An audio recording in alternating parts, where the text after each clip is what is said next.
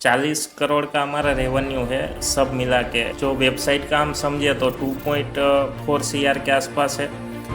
Amazon का समझे तो 26-27 सीआर के आसपास है, और बाकी का जो है वो फ्लिपकार्ट से आ रहा है। अगर कोई ठीक ठाक बिजनेस कर रहा है अमेजोन, फ्लिपकार्ट या मार्केट प्लेसेस से, और लेट्स से उसकी 1 करोड़ रुपए महीने की सेल होती है, तो वो 5 से 6 लाख रुपए महीने कमा सकता है। राइट। ये आप स्टेटमेंट रिस्पॉन्सिबिलिटी के साथ बोल रहे हैं? हाँ, बोल रहे। ऑडियंस को बताना चाहूँ तो सबसे ज़्यादा प्रॉफिट मेरे को 40 करोड़ का आपका रेवेन्यू है, इसमें से कितना पैसा आपका मार्केटिंग में जाता है? 12 से 13% के आसपास जाएगा मार्केटिंग कॉस्ट। 12%। तो आपकी 40 करोड़ का रेवेन्यू है, तो आप करीब करीब 5 करोड़ रुपए मार्केटिंग में लगा रहे हैं। क्या एड्स चलाना ज़रूरी है मार्केट प्लेसेस पे, या एड्स के बिना स्केल किया जा सकता है? नहीं, एड्स के बिना स्केल करना पॉसिबल नहीं है। जब आप लिस्टिंग करते हो प्रोडक्ट्स की, कौन कौन सी कुछ ऐसी चीज़ें हैं जिसका बहुत ज़्यादा ध्यान रखते हो लिस्टिंग करते हो? 10वीं पास, घर से शुरू किया बिजनेस, 50,000 के इन्वेस्टमेंट से अभी 40 करोड़ का टर्नओवर कर रहे हैं। प्राइमरीली अमेज़ॉन, फ्लिपकार्ट, मीशो और अपने वेबसाइट, इन 4 चीज़ों से सेल करते हैं।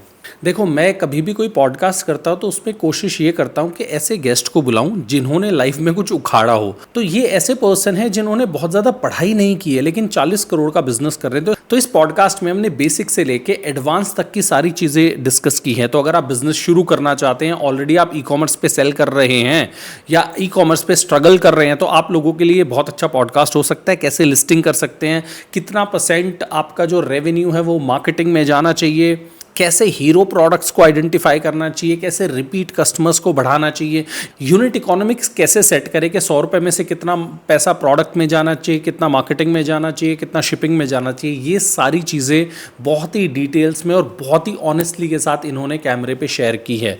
तो इस पॉडकास्ट को पूरा देखना। कोई क्वेश्चंस हो तो लिखना कमेंट में, हम गेस्ट से उन क्वेश्चंस को आंसर कराते हैं। Thank you Dhaval ji, thank you so much. आप इतने दूर से, गुजरात से आप आए हैं गुड़गांव ये पॉडकास्ट करने के लिए। थैंक यू सो मच, आप इतनी दूर से आए हैं हमारे इनवाइट पे। और कोशिश करेंगे कि जो युवा हैं उनको बहुत सारी नॉलेज हम दे सकें कि ई कॉमर्स बिजनेस कैसे बिल्ड करते हैं। एक बार थोड़ा सा अपने बारे में और अपने बिजनेस के बारे में बता दीजिए। पहले तो थैंक यू आपको भी कि आपने हमें इधर बुलाया आपके साथ। हमारा जो मेन बिजनेस है वो ई कॉमर्स का ही है। हमारा कोई स्टोर या कुछ वैसा नहीं है।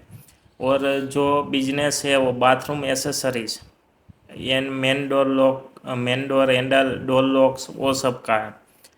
तो स्पेशली क्या है कि बाथरूम के लिए हमने स्टार्टिंग किया था, और अभी हम पूरा होम ब्रांड करके स्टार्ट कर रहे हैं कि ग्लॉक्सी पूरा होम ब्रांड बने। तो उसके लिए धीरे धीरे हम कैटेगरी उसमें ऐड कर रहे हैं।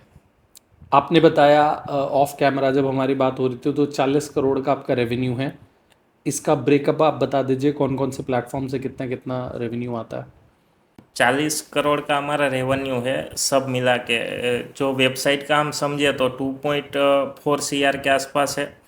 अमेज़ॉन का समझे तो 26-27 सीआर के आसपास है, और बाकी का जो है वो फ्लिपकार्ट से आ रहा है। ठीक है। आपने शुरू किया था 2019 में, राइट। तो 2019 से 2026 तक आपका रेवेन्यू कैसे कैसे बढ़ा है? शुरू में आपने कितने इन्वेस्टमेंट से किया और पहले साल कितनी सेल थी, वो थोड़ा सा जर्नी बता दीजिए। हमने जो स्टार्ट किया 2019 में, तभी अप्रोक्सली मान लो तो मैंने तो सिर्फ 50,000 ही इन्वेस्ट किए थे। तो 50,000 किस चीज़ के थे? जो प्रिंटर है, लैपटॉप्स है, वो सब के लिए, और एक ब्रांड रजिस्ट्री के लिए। तो और बाकी का मैंने मैन्युफैक्चर से बात किया था कि भाई आप मुझे प्रोडक्ट देना, आपका पैसा मैं बाद में दूंगा। जैसे हमारे ग्रुप सर्कल में थे 3 से 4 लोग, तो वो बोला कोई बात नहीं, आप स्टार्ट करो, बिजनेस स्टार्ट करो, प्रोडक्ट हम पहुंचा देंगे। तो उसने मेरी बहुत हेल्प की। तो मेरा इन्वेंट्री पे कोई इन्वेस्टमेंट नहीं था उस टाइम, इसलिए कम बजट में मेरा बिजनेस स्टार्ट हुआ। और पहले साल हम समझे तो 1.5 से 2 सीआर के आसपास हमने क्लोज किया था, और ग्रोथ हमारी ब्रांड का 2x था। और लास्ट साल हम समझे तो 2 से 2.5 CR 2.5x के आसपास हुआ था। और अभी लास्ट ईयर 28 CR के आसपास हमने क्लोज किया है, और ये साल हम 40 CR तक क्लोज करेंगे। ठीक है, तो पहले आपकी ग्रोथ स्लो चल रही थी, अभी आप सीधे 28 करोड़ से 40 करोड़ पे जंप करने का प्लान कर रहे हो, तो अब आपने ऐसा क्या चेंज किया है?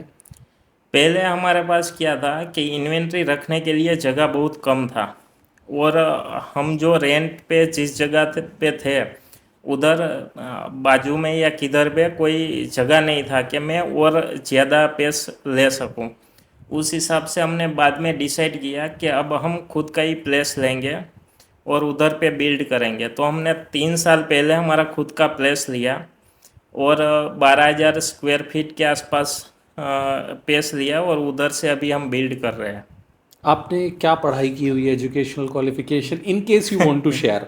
मतलब पर्सनल चीज़ है, तो अगर आप शेयर नहीं करना चाहते तो आप ना करें, only if you are comfortable sharing.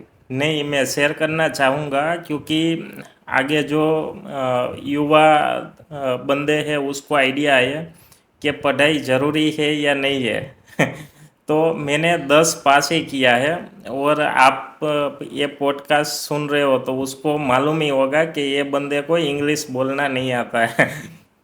तो मैंने 10 पास किया है। उसके बाद मेरा कंडीशन वैसा था कि मैं बिजनेस ना करूं, क्योंकि आप समझो कि स्टार्टिंग मेरे पापा भी अच्छे बिजनेस कर रहे थे, पर बाद में उसका बिजनेस बहुत डाउन हुआ था।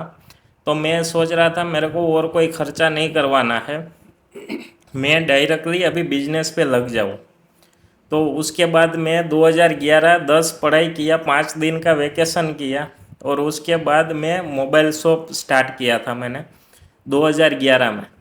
तो 2019 तक मोबाइल शॉप चलाया, उसमें भी अच्छा खासा प्रॉफिट लिया। पर उसके बाद लगा कि भाई राहुल भाई, कि उसमें लिमिटेड कस्टमर थे, कि मैं जिस जगह से हूँ तो उधर से 10 से 15 किलोमीटर से कस्टमर आ सकते हैं। पर मेरा विज़न बड़ा था, मेरे को ऑल इंडिया कस्टमर कवर करना था। तो मैंने अमेज़ॉन, फ्लिपकार्ट और ये ई कॉमर्स के बारे में सुना, इसलिए मैं उधर पे ट्रांसफ़र हुआ। तो तो पहले आपने मुझे बताया कि अभी तो जैसे आप बात एक्सेसरीज, होम इक्विपमेंट्स में डील करते हैं, पहले आपने बताया था कि आप फ़ोन से रिलेटेड चीज़ें सेल करते थे, उसके बारे में थोड़ा सा ऑडियंस को आप बताएं। मैं 2017 में ई कॉमर्स थोड़ा थोड़ा स्टार्ट किया था, मोबाइल एसेसरीज वो सब से। पर उसमें क्या रिप्लेसमेंट, रिटर्न वो सब ज़्यादा आ रहे थे। तो उसमें मैंने 5-6 महीने में वो बिजनेस ई कॉमर्स पे बेचना क्लोज किया। उसके बाद मैं हार्डवेयर मार्केट में गया, तो उधर पे मैं बहुत सारे हार्डवेयर पे घूमा, और उधर पे प्राइस बहुत कॉस्टली था। जो मैन्युफैक्चर 200 रुपया में बना रहा था वो 2-2, 3-3 हज़ार में हार्डवेयर पे मिल रहा था। तो उसके बाद सोचा कि ये कैटेगरी में गैप है, और जो कस्टमर को एग्जैक्ट चाहिए वही ये ऑर्डर करेगा। तो उस हिसाब से वो कैटेगरी में मैं धीरे धीरे ट्रांसफ़र हुआ। वो फिर आपने ऑनलाइन बेचना शुरू किया। आपने कभी भी अपना हार्डवेयर का स्टोर नहीं खोला, नहीं, offline physical store? Physical store कभी नहीं खोला, क्योंकि फिजिकल स्टोर खोलने के लिए मेरे को बहुत सारा इन्वेस्टमेंट चाहिए। तो वो इन्वेस्टमेंट उस टाइम हमारे पास था नहीं। पर आगे हम देखेंगे कि कस्टमर की क्या रिक्वायरमेंट है, तो हम उस साइड भी जाएंगे। ठीक है, एक बार लोगों को ये समझा देते हैं कि आपकी जो सेल होती है उसमें से कितना पैसा किस चीज़ में जाता है। ठीक है, तो ठीक है। मान लीजिए आपके पास 100 रुपये आए, ठीक है, जिसको यूनिट इकोनॉमिक्स कहते हैं, कि हम इनका जो पैसा आ रहा है उसको ब्रेक कर देंगे कि 100 रुपये अगर ये कमा रहे हैं, 100 रुपये की सेल हो रही है, तो कितने का माल खरीद रहे हैं, कितना मार्केटिंग में जा रहा है, कितना कमीशन जा रहा है, तो यूनिट इकोनॉमिक्स एक बार हम लोग समझ लेते हैं। ठीक है, तो आपके पास 100 रुपये अगर आए तो 100 रुपये में से कितने का आपने माल बेचा था? 100 रुपये में 100 रुपये आप समझ लो कि 40 रुपये का प्रोडक्ट है। उसमें से मार्केट प्लेस का फी सेलिंग प्राइस पे 25% है। मार्केटिंग कॉस्ट आप समझो 10 से 12%। और जैसा प्रोडक्ट उस हिसाब से थोड़ा बहुत चेंजेस रहता है। उसके बाद आएगा कि जिसके पास भी वेयर हाउस है अमेजोन एंड फ्लिपकार्ट, तो उधर पे भेजने के लिए का एक कॉस्ट है, वो भी वेट के हिसाब से है। तो किसी को 2 से 3% लगता है, छोटी चीज़ है तो, और मैक्सिमम आप समझ लो तो हमारी कैटेगरी में 10 से 12% वो लग रहा है। और बाकी का हम समझे तो वेयर हाउस कॉस्ट आता है, और जो फाइनली बचा वो हमारा प्रॉफिट। कितना बचता है? अप्रोक्सली समझ लो तो 5-6% के आसपास। 5-6% बचता है। तो अगर किसी की अगर कोई ठीक ठाक बिजनेस कर रहा है अमेजोन फ्लिपकार्ट या मार्केट प्लेसेस से, और लेट्स से उसकी 1 करोड़ रुपए महीने की सेल होती है, तो वो 5 से 6 लाख रुपए महीने कमा सकता है। राइट। ये आप स्टेटमेंट रिस्पॉन्सिबिलिटी के साथ बोल रहे हैं? हाँ बोल रहे, पर बट वो बंदा किस प्राइस कैसे सेट करता है उसके ऊपर है। ठीक है। अब समझ लो, बहुत टाइम से मेरे एक बंदे से बात चल रही थी, वो मेरे नाम पे ही है, ये पॉडकास्ट देखेगा तो उसको आइडिया आएगा। उसका नाम भी धवल है, वो टफन ग्लास बेच रहा था। अभी टफन ग्लास वो बोला कि मैं पिछले 1 साल से बेच रहा हूँ, बट वो मेरा पैसा ही के जा रहा है, आ नहीं रहा है। तो बाद में मैंने 15-20 दिन हमारी बातें चली। बाद में मैंने बोला कि आपका जो ज़्यादा सेल जिस महीने में हुआ है वो डेटा आप मेरे को दे सकते हो तो दो, तो मैं आपको कुछ उसमें से चेक करके बताऊँ।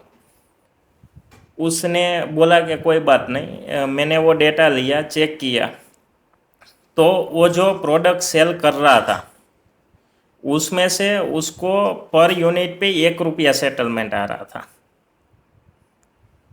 अभी वो कंपटीशन के सामने था कि भाई कंपटीशन मान लो कि 200 रुपये में बेच रहे हैं, तो ये 130 रुपये के आसपास सेल कर रहा था। तो उसका प्राइस पॉइंट ही आप 199 के आसपास रखे तो ही वो प्रॉफिट में जा सकता है, बाकी वो प्रॉफिट में नहीं जा सकता है। तो मेन चीज़ है कि वो प्राइस पॉइंट कैसे सेट करते हैं कि इतने का प्रोडक्ट है तो कितना प्राइस रखना चाहिए। तो अभी सब ई कॉमर्स में क्या कर रहे हैं कि भाई कंपटीशन इतने में सेल कर रहा है तो हम 20 रुपया कम करके करें, हमको भी प्रॉफिट मिलेगा। पर उसको वो आइडिया नहीं है कि वो जो पुराना सेलर है तो उसको बेकन से, यानी कि अमेजोन एंड फ्लिपकार्ट से भी बहुत सारा सपोर्ट है, तो इधर पे वो बंदे को वो सपोर्ट नहीं है, तो इसलिए उसका पैसा जा रहा था। बाद में उसको मैंने समझाया कि आप 200 रुपया के आसपास करो तभी आपका इक्वल होगा, और 200 के ऊपर आप बेचो तो आपका प्रॉफिट बनेगा। कौन सी ऐसी सपोर्ट है जो पुराने सेलर्स को अमेजोन फ्लिपकार्ट देते हैं, नए को नहीं देते?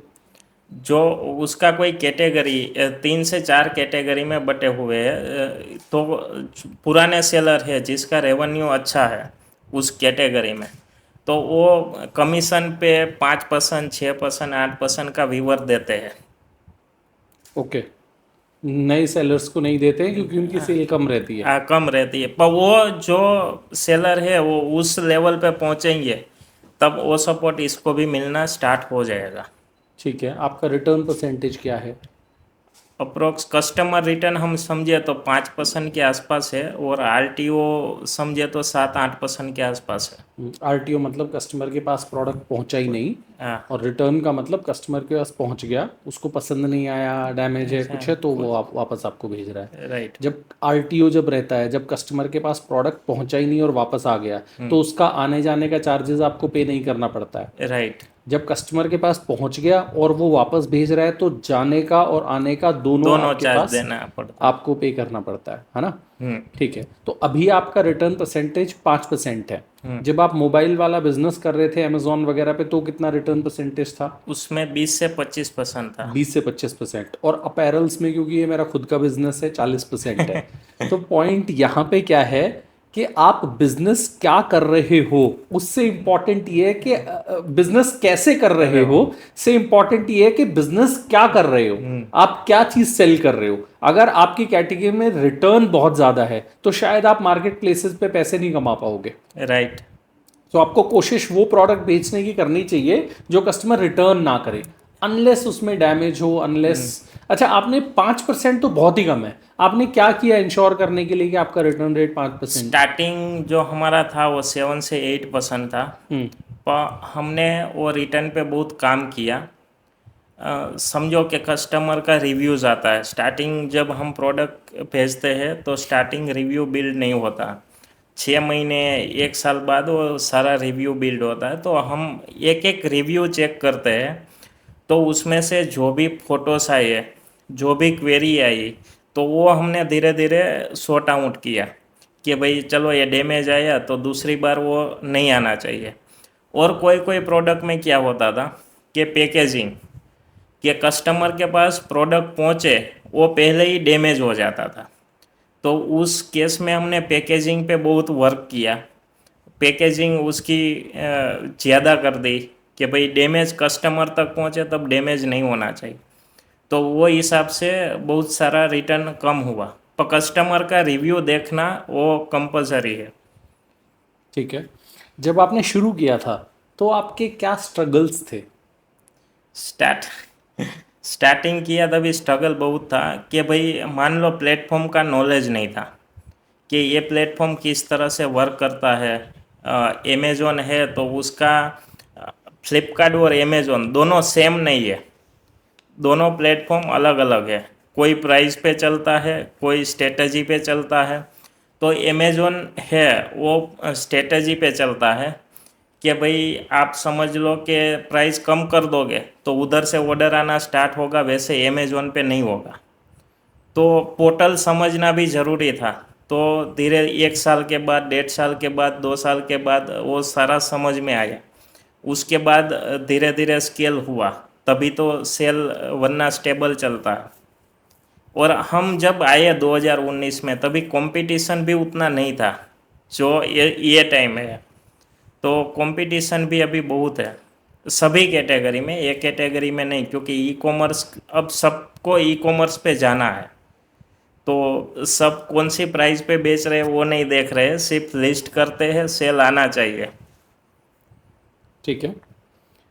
हीरो प्रोडक्ट आइडेंटिफाई करना, टॉप सेलर आइडेंटिफाई करना हर बिजनेस में सबसे ज़्यादा इम्पोर्टेंट चीज़ों में से एक है। आपने वो कैसे किया? कौन से आपके टॉप सेलर्स हैं? उनसे कितना परसेंट बिजनेस आता है? हमारा top selling product bathroom self और टावल रैंक है। तो बाथरूम सेल्फ हम स्टार्टिंग में हम सेल कर रहे, हमारा जो स्टार्टिंग प्रोडक्ट वही है। मेरा एक दोस्त ने बनाया था, बहुत खूबसूरत, मीन्स के वो प्रोडक्ट वैसा है कि आप वो प्रोडक्ट लगा तो बाथरूम में कोई और प्रोडक्ट लगाने की ज़रूरत ही नहीं है। तो वो प्रोडक्ट वैसा है। तो बाथरूम सेल्फ हमारा टॉप सेलर निकला, और बाथरूम रैंक दूसरा प्रोडक्ट जो टावल रखने के लिए है, वो सब वो भी टॉप सेलिंग निकला। मीन्स के हमने प्लेटफॉर्म पे डाला, उसकी रिक्वायरमेंट आई, उस हिसाब से उसको डेवलप किया, और उसमें बहुत सारा चेंजेस किया कि तीसरा मॉडल उसमें लाए, चौथा लाए, पांचवा लाए, उस तरह से। हम्म। आपकी कितनी सेल, आपके कितने प्रोडक्ट्स हैं टोटल, आपके एसकेयूज कितने हैं? हमारे पास एसकेयू समझो तो 800 से 900 एसकेयू है। उसमें से 100 टॉप सेलिंग है, उसके बाद मिडल सेलिंग है और लो सेलिंग है। ठीक है। कुछ ऐसे भी प्रोडक्ट्स होंगे 4-5 जो सबसे ज़्यादा बिकते हैं, हाँ, तो वो जो 5 प्रोडक्ट्स हैं उनसे आपकी टोटल सेल का कितना परसेंटेज आता है? आप समझो तो 60 से 75% उधर से आता है, सिर्फ 5 प्रोडक्ट्स से? 5 से 4 प्रोडक्ट से। ठीक है। तो जो इतनी लॉन्ग टेल है, 800 प्रोडक्ट्स हैं, उसमें से जो बॉटम वाले 100, 150, 200 है, उसको आप हटा क्यों नहीं देते? नहीं है, क्योंकि कस्टमर आया तो उसको चॉइस मिलना चाहिए कि भाई ये ग्लॉक्सी पे आए तो उसके पास सब रेंज है। तो उसको कभी कभी वो भी चॉइस आ जाता है कि इसके साथ जॉइंटिंग है, तो वो हटाना ज़रूरी नहीं है, पर कस्टमर की रिक्वायरमेंट है। एक भी ऑर्डर आया तो हम वो प्रोडक्ट रखते हैं, 1 महीना 1.5 महीना उसको टेस्टिंग करते हैं। जो 1.5 महीने में यानी कि 50 दिन में भी एक ऑर्डर नहीं दिया तो हम वो को प्रोडक्ट को डिस्क्लोज करते हैं, वरना कंटिन्यू रखते हैं। ठीक है। 40 करोड़ का आपका रेवेन्यू है, इसमें से कितना पैसा आपका मार्केटिंग में जाता है? और जब हम मार्केटिंग की बात कर रहे हैं तो हम बात कर रहे हैं अपने आप को अमेजोन पे सबसे ऊपर लाने की, फ्लिपकार्ट पे सबसे ऊपर लाने की, तो बहुत सारे लोगों को ये लगता है कि मार्केट प्लेसेस पे सेल करेंगे तो मार्केटिंग में तो पैसा नहीं डालना। उनको ये भी समझना पड़ेगा कि मार्केट प्लेसेस पे भी हजारों सप्लायर्स हैं, आपको ऊपर भी आने का कंपटीशन है। तो कंपटीशन। 40 करोड़ में से आप कितना पैसा अपना मार्केटिंग में खर्च करते हैं ऊपर आने के लिए? 40% में आप समझो तो स्टार्टिंग हम 20 से 22% कर रहे थे एवरेज, ऑन एन एवरेज 20 से 22%, जो अभी धीरे धीरे होके हम कम कर रहे, कम मीन्स हो रहा है कि क्योंकि रिव्यू वो सब बिल्ड हुआ है तो मार्केटिंग पे उतना खर्च नहीं होता। पर स्टार्टिंग कोई भी सेलर करेगा तो 20 से 25% उसको गिन के ही चलना है। और एक लेवल आ जाएगा जी, यानी कि 27-8 CR तक वो पहुंचा तो उसका 12 से 13% के आसपास जाएगा मार्केटिंग कॉस्ट। 12%? तो आपकी 40 करोड़ का रेवेन्यू है, तो आप करीब करीब 5 करोड़ रुपए हाँ, मार्केटिंग में लगा रहे हैं। राइट। हाँ, तो 5 करोड़ रुपए ये मार्केटिंग में खर्च कर रहे हैं, ये बात लिख लेना। ठीक है। मीशो पे आप सेल नहीं करते हैं? नहीं, मीशो पे नहीं करते थे स्टार्टिंग, पर अभी लास्ट हमने 6 से 7 महीने पे उस पे स्टार्ट किया है। तो उसमें मैं आपको ऑडियंस को बताना चाहूँ तो सबसे ज़्यादा प्रॉफिट मेरे को मीशो से निकल रहा है, जो अमेजोन फ्लिपकार्ट से नहीं निकल रहा। मीशो को हमने बहुत टेस्टिंग किया, पिछले 2 साल से टेस्टिंग कर रहे थे, पर कोई प्रोडक्ट उस पर वैसा नहीं मिल रहा था और कोई स्केल का उसमें जरिया नहीं मिल रहा था कि भाई मीशो पे मैं लिस्ट तो कर दूँ, ऑर्डर भी आ जाएंगे, पर स्केल कैसे करेंगे। तो मीशो पे स्केल करना भी हमने सॉर्ट आउट किया कि हर मंथ हर ईयर रेवेन्यू कैसे इंक्रीज हो, एंड उधर पे प्रॉफिट भी कैसे बिल्ड हो। तो उस हिसाब से लास्ट 6 महीने में हमने मीशो पे स्टार्ट किया हुआ है। ओके। तो ऐसा क्या हुआ मीशो में जो इसने आपको ज़्यादा प्रॉफिट दिया फ्लिपकार्ट और अमेजोन से? मीशो में एक तो उसका कमीशन नहीं है, प्लस उसका रिटर्न चार्ज एक ही है। और मीशो में क्या होता है, कोई भी हम प्रोडक्ट डालें तो मीशो का जो प्रॉफिट है वो सारा रिटर्न पे ही अटका हुआ है। तो रिटर्न जितना ज़्यादा आएगा तो प्रॉफिट बनेगा नहीं, या उस हिसाब से प्राइस बहुत इंक्रीज रखना पड़ेगा, और प्राइस इंक्रीज रखेंगे तो सेल आएगा नहीं। तो मीशो पे 10 से 15% के अंदर कस्टमर रिटर्न हो तो ही प्रॉफिट आ सकता है, वरना नहीं आ सकता है। अच्छा, क्या ई कॉमर्स पे ये भी फंडा है कि आपका एवरेज बिल वैल्यू कितना है? क्या कस्टमर एक साथ 2-3 प्रोडक्ट्स ले रहा है, बंडल ले रहा है, वैसा भी कुछ है? हाँ, ई कॉमर्स पे क्या होता है कि मेरा मान लो 3 से 4 कैटेगरी है, डोर लॉक है, फॉसेट है, बाथरूम रैंक है एंड सेल्फ है। तो मैंने जब तक देखा तो customer bathroom self and bathroom rank दोनों का कॉम्बो ज़्यादा मंगवाते हैं, और पैक 2 एंड पैक 3 वो कस्टमर ज़्यादा ऑर्डर देते हैं। क्योंकि अभी समझो जो नया घर बन रहा है उसमें कम से कम हम गिने तो 3 से 4 बाथरूम तो होते ही है। तो उस हिसाब से हमने पैक 2 एंड 3 का भी कॉम्बो डाल के सेल को बहुत इंक्रीज किया हुआ है, तो दूसरे सेलर भी वो ट्राई कर सकते हैं। ओके। जब आप लिस्टिंग करते हो प्रोडक्ट्स की, कौन कौन सी कुछ ऐसी चीज़ें हैं जिसका बहुत ज़्यादा ध्यान रखते हो लिस्टिंग करते वक्त? स्पेशली मैं अमेज़ोन का अभी बात कर रहा हूँ कि लिस्टिंग करते वक्त उसमें कीवर्ड जो ऑर्गेनिक सर्च कितना है। पहले हम हीलियम 10 सेलिब्रो पे वो सर्च करते हैं, 10 से 15 कंपटीशन लेके, उसमें से 200 से 300 कीवर्ड मिलते हैं। उसमें से 1 बाय 1 एक एक कीवर्ड चेक करते हैं कि भाई ये कीवर्ड पे आप जाओ, जो हम प्रोडक्ट लिस्ट करना चाह रहे हैं वही प्रोडक्ट दिखाता है या दूसरा दिखाता है। दूसरा दिखाता है तो उसको हटा दो। तो 200-300 कीवर्ड में से हम सिर्फ 20 कीवर्ड रखते हैं जो हीरो कीवर्ड है।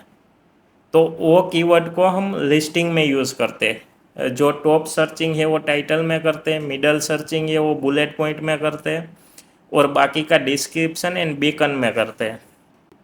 तो उस हिसाब से लिस्टिंग ऑर्गेनिक रैंकिंग यानी एड स्पेंड कम हो वैसा हो सकता है।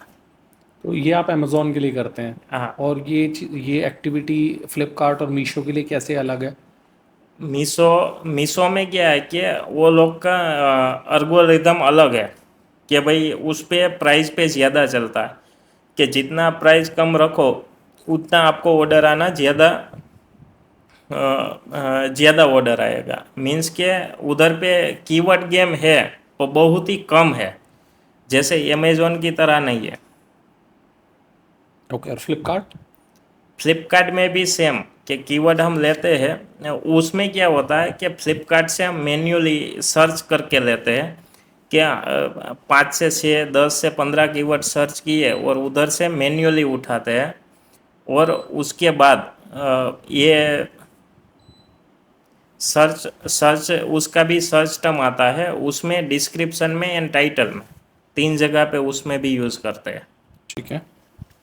पर फ्लिपकार्ट एंड मीशो उसमें प्राइसिंग ज़्यादा इफेक्ट करेगा और अमेज़ोन पे कीवर्ड ज़्यादा इफेक्ट करेगा।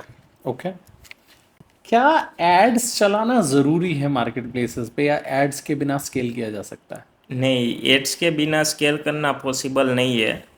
एड्स है वो एक इन्वेस्टमेंट है जो कोई भी बंदा कर सकता है, पर उसको एक आइडिया होना चाहिए कि मेरे को पर यूनिट पे या पर सेलिंग पे कितना ऐड चलाना है। जो उससे ज़्यादा ऐड चलाएगा तो वो माइनस में ही जाएगा।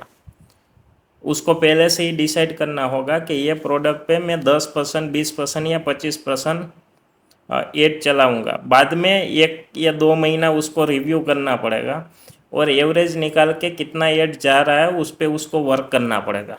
ओके, और ऐड चलाते वक्त कौन कौन सी चीज़ों का ध्यान रखें? कैसे पता चलेगा मुझे कौन से प्रोडक्ट पे चलाना चाहिए? उसमें से पूरा डेटा आता है बिजनेस रिपोर्ट में से कि व्यू कितना है, क्लिक कितना है या कन्वर्जन रेट क्या है। तो उस हिसाब से वो बंदा ऐड चला सकता है कि भाई मान लो टॉप सेलिंग प्रोडक्ट है तो उसको और बिल्ड करना है। बाद में मंथली हम 20 तारीख को 20 से 25 तारीख के बीच में एक रिपोर्ट निकालते हैं पूरा Amazon and Flipkart and Meesho का। उसमें देखते हैं कि किस प्रोडक्ट का टिकोस कितना है, यानी कि टोटल कॉस्ट। ये जो एडवर्टाइज का टोटल कॉस्ट है उसको टिकोस कहते हैं। तो वो हम निकाल के सारा चेक करते हैं कि इसमें 5% टिकोस है तो इसको हम बिल्ड कर सकते हैं, तो उसमें ये और एड पुश करते हैं। हमारा एवरेज है 10% का। अब कोई प्रोडक्ट वैसा विनिंग निकला कि उसमें कन्वर्जन रेट अच्छा है तो 5% ही एड जा रहा है टोटल सेल पे, तो उसमें उसमें हम बेफिक्र होकर 10% 12% तक ले जा सकते हैं ताकि और वो SKU बिल्ड हो और टॉप सेलिंग में वो आए। ठीक है, जब आपने शुरू किया था तो आपके पास कितनी बड़ी टीम थी? अभी कितने लोग हैं आपके पास? आप मान लो तो 2 साल पहले ही मेरे पास टीम आई, उसके बाद मैं पूरा अकेला बिजनेस पूरा संभाल रहा था। पैकेजिंग टीम थी, पर जो ये सब पोर्टल पे लिस्टिंग करना है, फोटोग्राफी है, वो सारा चीज़ मैं ही देखता था। फोटोग्राफी कौन करता है अभी? अभी इन हाउस ही है पूरा टीम, तो वही सारा देखता है और ज़्यादातर AI में हो जाता है। कैसे करते हो फोटोशूट? लेट्स से मान लो एक एक एग्जांपल ले लेते हैं कि ये आपका प्रोडक्ट है, हाँ, आपको लिस्ट करना है अमेजोन पे, तो इसका फोटोशूट आप कैसे करेंगे? इसका फोटोशॉप बंदे को मैं प्रोडक्ट दूंगा, वो बंदा डिस्प्ले रूम में जाके बढ़िया सा मोबाइल से फ़ोटो खींचेगा। डिस्प्ले रूम का क्या मतलब है? डिस्प्ले रूम के जिधर मेरा सारा प्रोडक्ट पड़ा है हाँ। उधर पे हमने एक ऐसा स्टूडियो जैसा बनाया हुआ है कि फोटोग्राफी अच्छा है, तो बंदा उधर पे जाता है, फोटो खींचता है प्रोडक्ट का सभी एंगल से, एक एंगल कोई भी मिस नहीं करता है। 6 से 7 एंगल लेता है। उसके बाद वो AI में डालता है, AI से बढ़िया एग्जैक्ट फ़ोटो निकालता है और AI से सारा फ़ोटो बना के वो लिस्टिंग करता है। अभी फोटोग्राफी का कॉस्ट 0 है और पहले जो हम फोटो बनवाते थे वो 3D बनवाते थे, तो पर फोटो का 700 से 800 रुपये हम चार्ज दे रहे थे। वो अभी फ्री ऑफ कॉस्ट हो रहा है, यानी कि 2 से 3 हज़ार रुपये में सब्सक्रिप्शन लेके AI टूल का। कौन सा एआई टूल यूज़ करते हैं? जेमिनी है, उसके बाद AI स्टूडियो करके एक है, वो सब 3 से 4 टूल है, वो भी मैं आपको भेज दूंगा, तो आप नीचे डिस्क्रिप्शन में आप डाल देना। ठीक है, तो फोटोशूट का आपका कोई कॉस्ट नहीं है। आपने कितने लोगों की टीम बताई आपके पास है? अभी 12 से 15 लोग। 12 से 15 लोग हैं लिस्टिंग वाले, हाँ, और पैकेजिंग वाले लोग अलग हैं। पैकेजिंग वाले अलग है, वो अच्छा। 25 लोग के आसपास पैकेजिंग वाले हैं। 25 के आसपास पैकेजिंग वाले हैं। और पहले आपने बताया कि आप सारा काम खुद से करते थे, पैकेजिंग के लिए सिर्फ कोई आपके हाँ, पास पर्सन था, कंप्यूटर वाला काम आप सारा खुद हाँ। से करते थे। और 2019 में हमने स्टार्ट किया, तभी सारा काम मैं ही करता था। अच्छा। पैकेजिंग भी मैं ही करता था, फोटो भी मैं ही बनाता था, और सारा चीज़ मैं ही करता था। हम्म। तो आपने अपने आप को एज अ ब्रांड एस्टैब्लिश करने की कोशिश की, या अपने प्रोडक्ट को आपने पुश करने की कोशिश की? हमने हमने अभी तक हमारे प्रोडक्ट पे ही फोकस किया है। तो हम आगे जाके अभी ब्रांड पे फोकस करेंगे, क्योंकि पहले हमारे के लिए ज़रूरी था प्रोडक्ट, कि कस्टमर को अच्छा प्रोडक्ट मिले, क्योंकि फ़ोटो में कोई और दिखाए और उधर भी कोई वो वैसा जाए, वैसा हमको नहीं करना था। इसलिए अभी तक हमने जो भी काम किया है वो प्रोडक्ट पे भी किया है। अब प्रोडक्ट पे काम सॉर्टेड है, कि सारा चीज़ किस तरह से करना है वो हमको आइडिया है।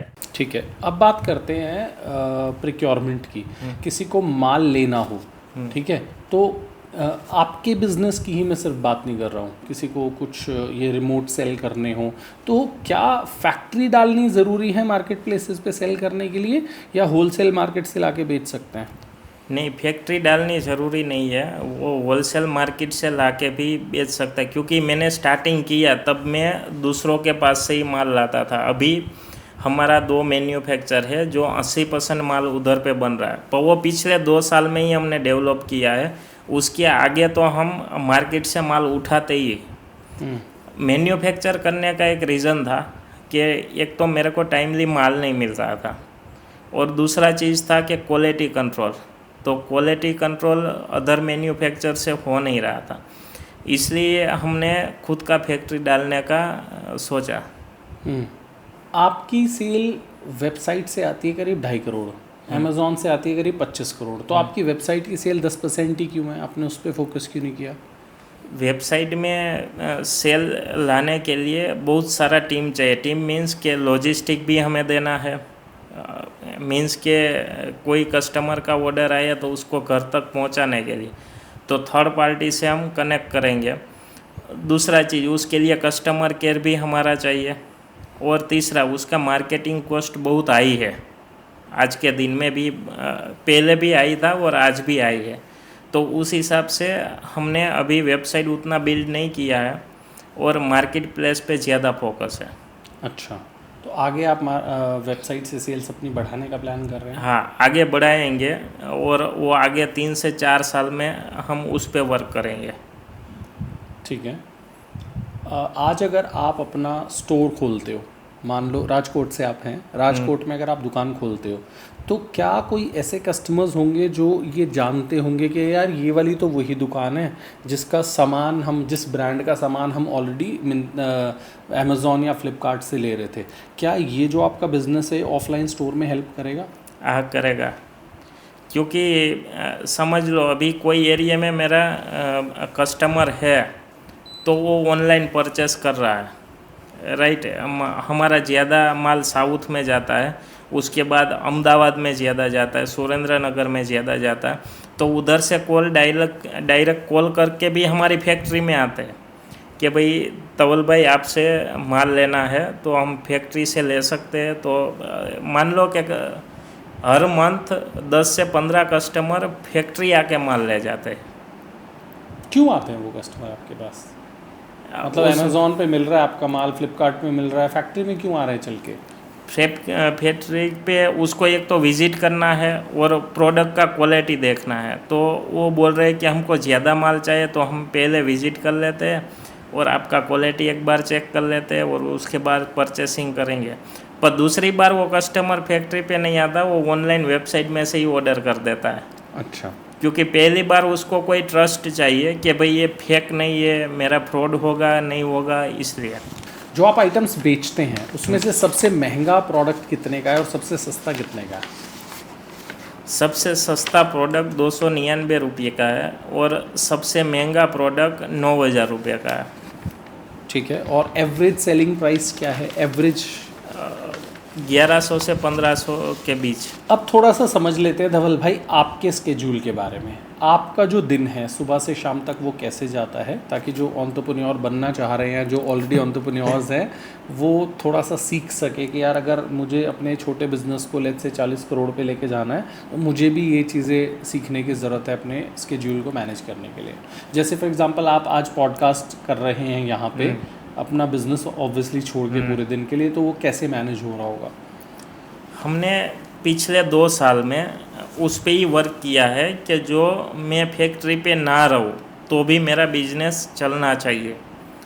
तो उसके लिए बहुत सारे SOP बनाया है कि स्टाफ को किस तरह से काम करना है, क्या करना है, टाइमली डिस्पैच कैसे करना है, उसके लिए सारा चीज़ बना हुआ है।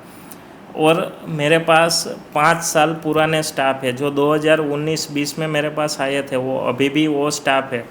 तो वो स्टाफ को भी पूरा आइडिया है कि भाई इस तरह से ये चीज़ हमको करना है, तो उस तरह से वो बिजनेस पूरा चल रहा है। और दूसरा चीज़ डेली का वर्किंग में मेरा बताता हूँ कि सुबह 8 से 8:30 बजे मैं कंपनी पहुँच जाता हूँ और रात को 8:30 बजे तक उधर बैठता हूँ। तो शुरू से ही मेरा टाइमिंग वैसा है, जब से मोबाइल शॉप थी तब से ही, पहले से ही मेरा टाइमिंग वैसा हो गया कि 8:30 बजे तक काम हो या ना हो कंपनी पे पहुँचो, पूरा टाइम उधर पे जो प्रॉब्लम है उसका सॉर्ट आउट करो और 8 बजे के आसपास घर पे आना है। और तब से ही ऐसे चीज़ चल रहा है। ओके। AI आ गया है, हर फील्ड में इम्पैक्ट कर रहा है। आपके फील्ड में क्या इम्पैक्ट कर रहा है और आगे आगे क्या करेगा? हमारी फील्ड में हेल्प हो रहा है, इम्पैक्ट नहीं।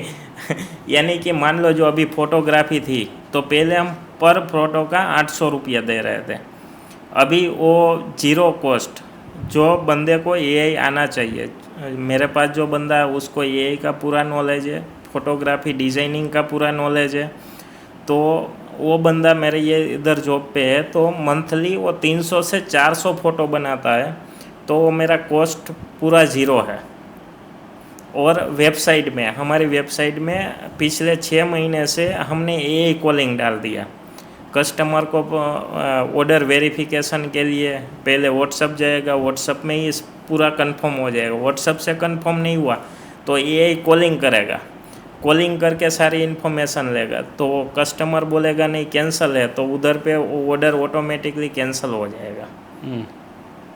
तो अभी जितनी जगह पे AI चल रहा है उतनी जगह पे हम यूज़ कर रहे हैं। अच्छा, अभी ओवरऑल बिजनेस की बात करते हैं। हर किसी को बिजनेस करना है, किसी को जॉब नहीं करनी है। हर किसी को एंटरप्रेन्योर बनना है। कुछ टाइम पहले हम सोचते थे इंडिया में एक एंटरप्रेन्योरशिप के लिए लोग जागरूक होंगे, लेकिन अब तो लोग, हर किसी को बिजनेस करना है। तो इतना कट थ्रोट कंपटीशन हो गया है और आगे और भी ज़्यादा होने वाला है। कौन से हैबिट्स ऐसे हैं जिसकी वजह से आज कोई सक्सेसफुल हो सकता है, क्योंकि बहुत ज़्यादा कंपटीशन है? पहले तो जो कंफर्टेबल है वो छोड़ना पड़ेगा। जब बिजनेस करना है तो पहला पॉइंट वो है कि भाई मैं दोपहर को 3 बजे तक सोऊं और सुबह 11 बजे ऑफिस पे जाऊँ, तो वो नहीं चलेगा। तो वो उसको टाइमली वर्क देना होगा, और उसमें भी बहुत मेहनत है बिजनेस करने में। और उसमें क्या चीज़ आएगा कि हर लोग जो बिजनेस पे आएंगे तो सभी के पास पैसा बन जाएगा, तो पैसा बन जाएगा तो कोई काम करेगा ही नहीं, तो बिजनेस जो कर रहे हैं वही सबको काम करना पड़ेगा। सारा चीज़ उल्टा हो जाएगा। हाँ, मुझे लग रहा है इस पॉडकास्ट में हमने एंड टू एंड सब कुछ डिस्कस किया है। लिस्टिंग से लेके मार्केटिंग तक, मार्केटिंग से लेके कैसे प्रोडक्ट चूज़ करते हैं, कैसे आपका यूनिट इकोनॉमिक्स रहता है, 100 रुपये में से आप कितना पैसा कहाँ पे लगाते हैं। तो जिसको मार्केट प्लेसेस से सेल करना है, मुझे लग रहा है उसके लिए पॉडकास्ट बहुत ही ज़्यादा हेल्पफुल रहा होगा। धवल भाई, thank you so much for coming. आपके जो भी कोई क्वेश्चंस हो, आप कमेंट बॉक्स में क्वेश्चंस लिखें and we will try to get them answered by Dhaval ji. और जाने से पहले मुझे ये बता के जाना, आपको ये पॉडकास्ट कैसा लगा, कौन सी 3 चीज़ें आपने इस पॉडकास्ट में सीखी जो आप अपनी लाइफ में, अपने बिजनेस में इम्प्लीमेंट करना चाहेंगे। और मुझे ये भी बता के जाना अगले पॉडकास्ट में कौन से गेस्ट को बुलाऊँ।